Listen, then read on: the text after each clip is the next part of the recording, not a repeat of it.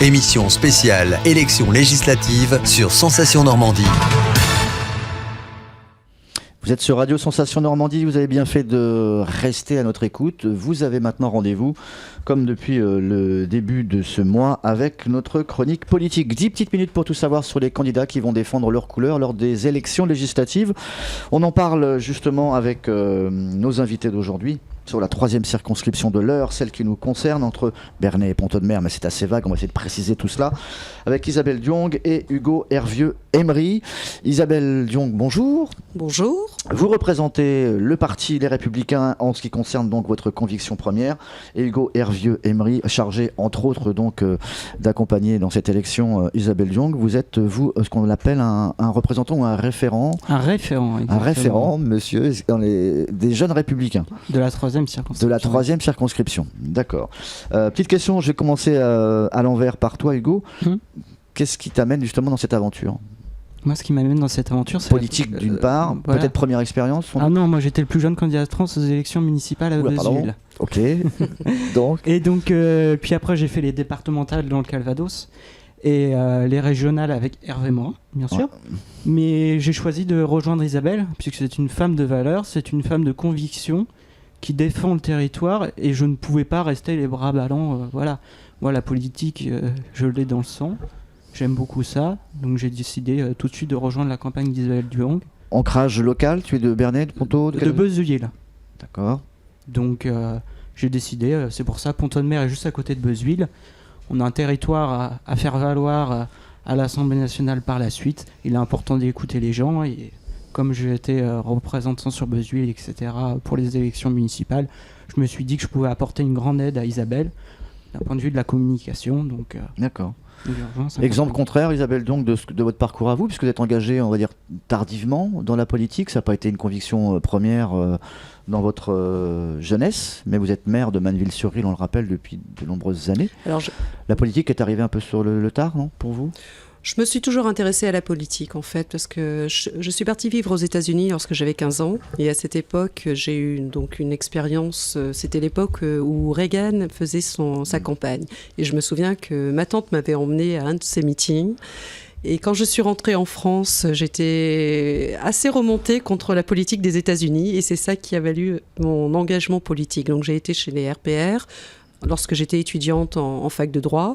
Puis effectivement, j'ai un peu délaissé la politique parce que j'avais ensuite ma vie de famille. Je me suis consacrée plus j'ai cru savoir, vous étiez une fille de l'Est, entre guillemets. Je suis une fille... Alors, j'ai des origines alsaciennes de par mon père, qui est originaire donc de Wörth, mais normande de par ma mère. Oui, je suis normande, née en Normandie. De Manneville-sur-Risle depuis 2008.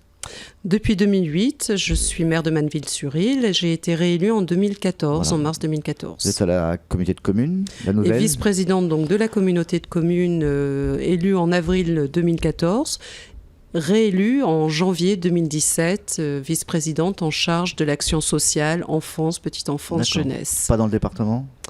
Non, pas dans le département. D'accord. Non. Ah, c'était un choix ou c'était... Alors, j'ai fait campagne, oui, pour les départementales, effectivement. Je me suis présentée sur le fief de Jean-Louis Destan. Là, il n'y avait pas du tout de candidat, concurrent. J'étais seule à me présenter. Je suis partie au charbon. On a voulu un peu voir ce que j'allais... Dans le ventre ? Voilà, ce que j'avais dans le ventre. Ça a été une très belle campagne que j'avais menée à l'époque avec Christophe Joye. Nous avions réalisé 33% face à Francis Courel, indéboulonnable, qui avait donc eu 41%. Mais ça a été, une expérience en tout cas qui fait qu'aujourd'hui je suis la candidate aux législatives. D'accord, voilà. On va ouvrir une parenthèse qu'on va vite refermer parce qu'on est obligé d'en parler. Vous venez de l'UDI, vous représentez les couleurs et la conviction, on va dire, du parti Les Républicains. Vous êtes un petit peu comme Pierre Bibet, entre guillemets. On referme, il y a une différence entre vous et lui. En quelques mots, la différence. Par rapport à l'UDI, vous voulez dire la différence ? Par rapport à les étiquettes que vous défendez ? Moi, ma différence, c'est mon expérience et mon ancrage local. D'accord. Avant tout. Ok. Vous avez un discours un peu particulier. Vous êtes plus près des gens que des élus. C'est un peu ça qu'on a envie de montrer. Les discussions, les grands meetings, etc. Les raouts avec les apéritifs en fin de machin, tout ça, ça sert pas à grand chose. Vous êtes plutôt une femme de porte-à-porte. Voilà, tout à fait. J'aime aller à la rencontre des personnes. Et déjà, lorsque j'ai mené campagne en 2008 pour l'élection de maire, j'allais déjà à la rencontre des habitants. Et ça a toujours été pour moi quelque chose de très important, c'est pouvoir dialoguer, échanger, pour comprendre aussi quels sont aujourd'hui ce que vivent les gens, ce que l'on peut partager ensemble et qu'est-ce qu'on peut faire pour améliorer aussi notre qualité. Alors il y a des choses qui manquent dans le canton, dans ce que vous représentez vous au niveau du département, dans une vision assez large, la communication, la santé, l'éloignement, la mobilité. Tout ça, c'est des choses qu'on aurait pu faire avant, où les élections législatives vont permettre de le faire plus facilement grâce à une élection nationale. Hugo, toi, quel regard tu as de tout ça, de ce manque justement, de se creuser et de ce fossé qui se creuse entre les campagnes et les villes, notamment au niveau de la communication, Internet, etc.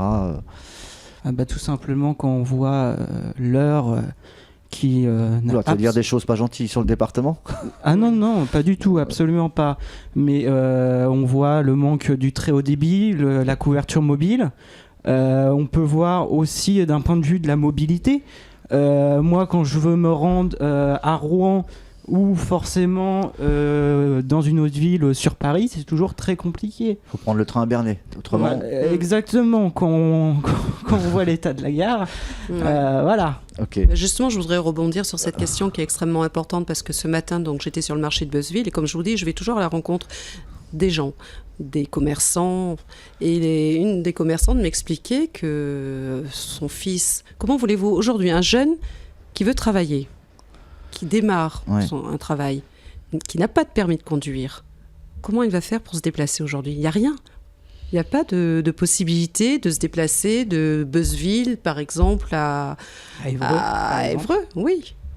Ou alors, oui, il faut prendre un car qui va vous conduire à Bernay. Mais enfin, c'est compliqué. En tout cas, de Beuzeville, c'est compliqué. Ouais. Peut-être de Pontaud-de-Mer, aujourd'hui, effectivement, on a un bus le matin et un bus le soir.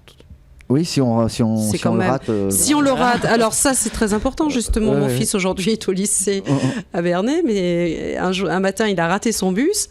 Heureusement qu'on était disponible, on a pris notre voiture, on l'a donc conduit jusqu'au lycée. Mais aujourd'hui, il n'y a rien pour les jeunes. Vraiment, je crois que de en termes mémoire, de mobilité, c'est 7h15 on n'a rien. et 11h20. Si vous ratez les 2 du matin, vous êtes voilà, c'est terminé. Et la médiathèque de Pontaud-de-Mer, qui est une très belle réalisation. Encore une fois, ça aussi, comment un jeune qui habite à Tricqueville peut venir à la médiathèque, à moins que ses parents soient disponibles dans la journée. Voilà, donc il y a quand même aujourd'hui, si on veut ouvrir les jeunes à la culture, si on veut les ouvrir surtout au monde du travail, s'ils veulent pouvoir travailler, on devrait peut-être mettre en place des moyens de transport. Le conseil régional avait prôné le fait d'amener la culture dans les villages, dans les campagnes, mais c'est peut-être pas la solution que... On peut l'amener, la culture, dans les villages. On l'a fait, nous, à Manneville-sur-Île. On a déjà organisé plusieurs concerts dans l'église du village. J'avais fait venir d'ailleurs une chanteuse mezzo-soprano. C'était un très beau concert. On organise également des expositions avec les artistes locaux dans le Colombier de Manneville. Donc, on essaie de le faire, mais c'est 2-3 manifestations dans l'année. Et encore une fois, Manneville-sur-Île, ce sont les habitants de Manneville et Pontaud-de-Mer.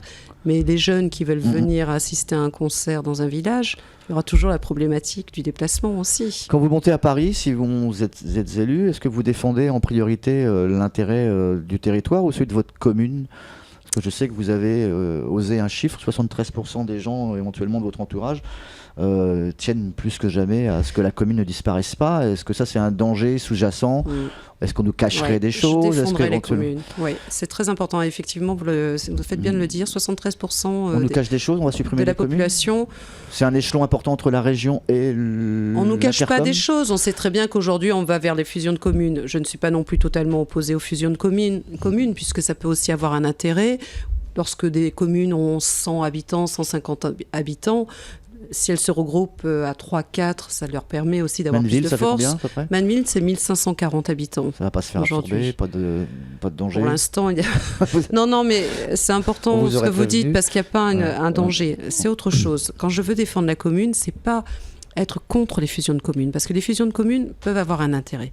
Mais défendre la commune, c'est défendre les compétences du maire. Je donne un exemple. On a retiré la carte d'identité au maire aujourd'hui. C'est une erreur. Franchement, une erreur. Ça veut dire qu'aujourd'hui, un habitant de la commune, de n'importe quelle commune, Corneville-sur-Île, Manneville, je cite, ou d'autres communes, doit attendre 2 mois et demi avant d'avoir un rendez-vous à Pont-Audemer. Pour sa nouvelle carte d'identité. Pour sa nouvelle ça carte d'identité. Ensuite, il va attendre encore 3 semaines. Ouais. Ça, c'est le rendez-vous pour faire la demande de carte d'identité. Or, nous, communes, nous, maires, enfin, c'était le secrétariat de mairie, nous pouvions recevoir le jour même la personne pour constituer le dossier. Et je vais vous citer un cas vraiment qui montre un peu l'incohérence de cette décision. Une personne m'a expliqué qu'elle était bientôt à la retraite. Et vous savez que lorsqu'on est à la retraite, on essaie d'en profiter pour aller voyager un peu. Aujourd'hui, sur Internet, on a des offres de voyage à des prix assez intéressants, mais il faut vite réserver. Elle a demandé à un rendez-vous parce que sa carte d'identité est arrivée à expiration. Le secrétariat de la mairie où elle a appelé lui a répondu « Votre carte d'identité est valable encore 5 ans ». Sauf que ce n'est pas valable partout. Si vous partez en Angleterre ou en Andalousie, ce n'est pas valable. Ouais. On lui a dit « Mais écoutez, allez faire une déclaration de vol à la gendarmerie et alors on vous prendra. On vous donnera un rendez-vous. » Oui. Alors ça veut dire qu'aujourd'hui on incite les gens à mentir, on va encore engorger la gendarmerie pour des choses, ils auraient peut-être autre chose à faire que enregistrer une fausse plainte de vol. Et je sais que cette personne aujourd'hui est partie en vacances et là elle a mis sur Facebook, elle a bien mis une publication en expliquant qu'elle a dû rester à son hôtel parce que sa carte d'identité était périmée. Un problème qu'il fallait soulever, je sais que c'est... Mais c'est un véritable problème parce que quand on parle de service de proximité de ruralité, c'est justement la carte d'identité délivrée par le maire. C'est un véritable service de proximité. La commune, ses atouts et également ses soucis. Donc à Paris avec Isabelle Diong, c'est la fin de notre émission. 10 minutes, ça passe vite. Hugo Hervieux, également Emery. Merci d'avoir accepté notre premier rendez-vous politique avec vous. Vous souhaite bon vent pour la suite justement de cette aventure, de ces élections législatives. Au revoir. Merci. Merci.